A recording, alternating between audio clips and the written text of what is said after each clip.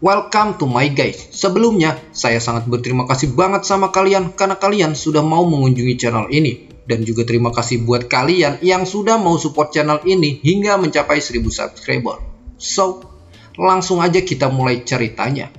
Scene pun diawali dengan kemunculan kapal yang sangat besar dari dalam laut. Dia adalah Putri Duyung, penghuni Sungai Hitam, yang mana semua penghuni kapal itu adalah wanita. Di sini Bailang menanyakan pada gurunya apakah guru mengenal dia.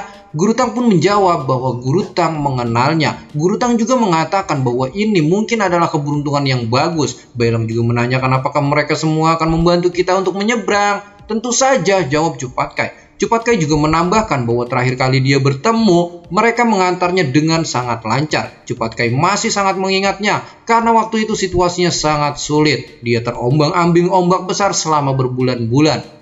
Ditambah lagi semua rombongan merasa bingung karena tak tahu arah. Lalu ada kapal besar menghampiri rombongan Cupat Kai hingga akhirnya rombongan Cupat Kai dibawa ke kerajaan Putri Duyung. Di sana juga ada istana peri yang sangat megah, sangat indah dan mewah. Mungkin itu adalah salah satu tempat terindah di dunia. Terdapat kecantikan tanpa batas. Dan yang paling mengagumkan adalah di sana tidak ada pria, hanya dipenuhi para wanita cantik di seluruh negeri. Mereka juga sangat ramah. Kebetulan waktu itu para Putri Duyung sedang berperang melawan kerajaan monster laut. Dan kami membantunya hingga mencapai kemenangan. Kemudian mereka mengantarkan kami melewati Sungai Hitam. Bailang yang mendengar itu pun tercengang. Cupat Kai juga menambahkan bahwa sang ratu sangat arogan dan sangat membenci makhluk lain. Jadi jangan terlalu banyak bicara. Dan di sini Ratu mengatakan bahwa terakhir kali bertemu sudah sangat lama, mungkin sekitar 10 tahunan yang lalu. Dan Ratu sangat senang bisa bertemu lagi. Ratu juga ingin mengatakan sesuatu kepada Tang Sanzang tentang pergerakan para siluman di Sungai Hitam. Para makhluk air banyak yang keluar, para ikan juga banyak yang gelisah, dan seluruh kehidupan air sangat terpengaruh. Ratu itu mengatakan apakah ini semualah Tang Sanzang? Guru Tang mengatakan bahwa pergerakan para makhluk dan siluman itu karena kemunculan kitab ajaib. Dan saat ini kami sedang mengawalnya melalui rintangan yang sangat berat. Ratu mengatakan bahwa dia ingin melihat kitab ajaib itu. Guru Tang mengatakan bahwa Yuan Shi Tianzun telah mengambilnya dan kami sedang mengejarnya. Dan di sini Ratu tertarik ingin mengetahui kitab ajaib itu. Sedangkan Guru Tang di sini meminta agar Ratu bisa mengantarkannya melewati Sungai Hitam. Di sini Ratu mengatakan pada Tang Sanzang, apakah jika Ratu membantu rombongan Tang Sanzang tidak akan membawa bencana pada kerajaan Ratu? Guru Tang menjelaskan bahwa langit dan bumi tidak bisa berjalan sendiri-sendiri tanpa satu alasan. Dan jiwa gelap cepat atau lambat mereka pasti akan menyerang seperti kerajaan yang lain. Ratu mengatakan walaupun dia mengenal Tang Sanzang, tapi dia tidak percaya begitu saja dengan Tang Sanzang. Dan Bailang juga ikut mengatakan bagaimanapun caranya kami pasti berhasil. Kami akan berjuang keras dan membayar semua perbuatannya. Yuan Shi Tianzun mungkin sekarang sudah berada di kerajaan air biksi. Jika tidak bergegas, maka kita tidak akan tahu apa yang akan dilakukannya.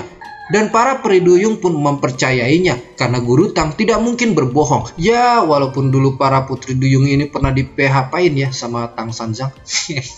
Para putri duyung itu pun mengatakan pada Ratu bahwa cukup mengantarkannya saja melewati Sungai Hitam dan tidak perlu untuk ikut campur urusannya karena terlalu berbahaya. Ratu itu mengatakan soal Yuan Shi Tianzun tidak usah dikhawatirkan karena dia belum tentu bisa menyeberangi Sungai Hitam yang luas ini. Sebelum membantu rombongan Tang Sanzang, Ratu ini juga memberikan syarat. Ekologi dunia laut adalah perhatian terbesarnya karena kejadian baru-baru ini habitatnya perlu direvitalisasi. Jadi Ratu berharap agar Tang Sanzang bisa memperbaiki masalah ini. Dan Guru Tang pun setuju untuk perkataan Ratu dan Ratu juga berjanji akan mengantarkan ke sisi sungai dengan aman. Dan Ratu langsung membuat air layaknya kaca untuk Guru Tang dan rombongannya berjembat menaiki kapal. Karena Bailang terus-terusan nanya, akhirnya Bailang langsung disuruh menggendong adik kerbau ke kapal. Bailang juga merasakan sangat aneh karena bisa melihat ikan yang berenang di kakinya. Bailang juga menanyakan pada gurunya, apakah benar kalau Yuan Shi bisa tersesat? Guru Tang mengatakan bukan hanya bisa tersesat, bahkan juga bisa menghilang. Dengan bantuan kerajaan Putri Duyung, bisa jadi kedatangan Tang Sanzang akan lebih cepat darinya. Setelah semuanya menaiki kapal, Ratu mengatakan bahwa saat itu jalur sudah tertutup dan hilang oleh gerbang magic di sana, dan untuk menyeberang harus menunggu waktu berikutnya. Dan Guru Tang pun memahami apa yang dikatakan oleh Ratu, dan Ratu memikirkan karena Tang Sanjang bisa keluar masuk kerajaan Duyung dengan bebas. Setelah mengatakan itu, Ratu pun kembali ke kamarnya karena dia merasa hari ini cukup lelah dan menguras tenaga. Dan Tang Sanjang juga mengatakan terima kasih pada para duyung yang lainnya karena sudah menyambutnya. Para duyung itu pun mengatakan bahwa Guru Tang ini terlihat semakin bijaksana, dan karena Guru Tang juga masih mengingat nama-nama mereka semua.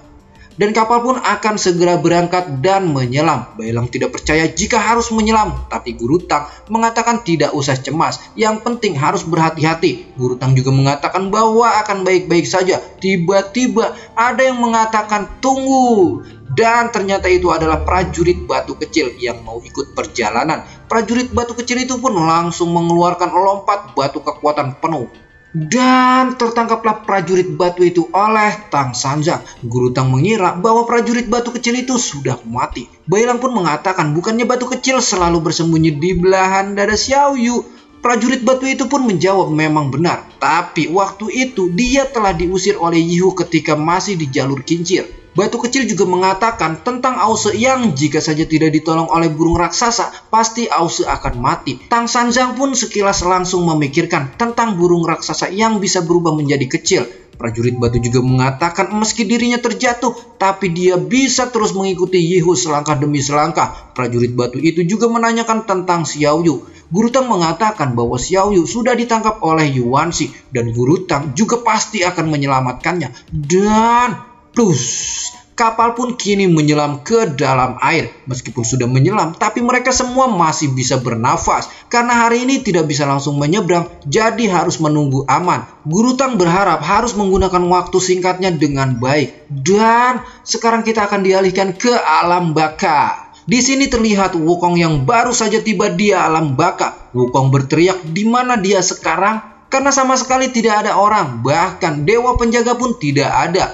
Push, datanglah Raja Alam Baka. Raja Alam Baka mengatakan bahwa ada banyak orang yang terperosok ke dalam alam baka seperti Wukong, tapi tidak banyak orang yang seperti Wukong. Saat Wukong menanyakan namanya, dia mengatakan bahwa dia adalah Jing Quanso, pemilik alam baka. Dan kita langsung dialihkan lagi ke langit nih, Mang. Tepatnya di surga timur. Tentang pertempuran Asura yang masih berlangsung dan para prajurit timur sudah banyak yang lari dihajar oleh Asura. Mungkin mereka belum pernah merasakan menderita dan ketakutan. Asura hendak ingin merubah para dewa langit setelah peperangan buntu di masa lalu.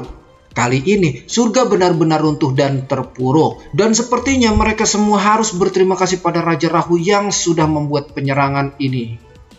Dan si Shinji chapter 96 di sini pun bersambung. Dan buat kalian yang masih penasaran dengan kelanjutan alur cerita si Shinji chapter ini, pantengin terus channel cerita saya. Jangan lupa buat pencet tombol subscribe dan aktifin loncengnya biar kalian gak ketinggalan keseruan dari cerita saya. Dan jangan lupa juga untuk tinggalkan like, karena dengan like kalian, Mimin cerita saya akan lebih semangat menghadirkan tentang video si Shinji chapter ini. Mimin di sini pamit dan bye-bye.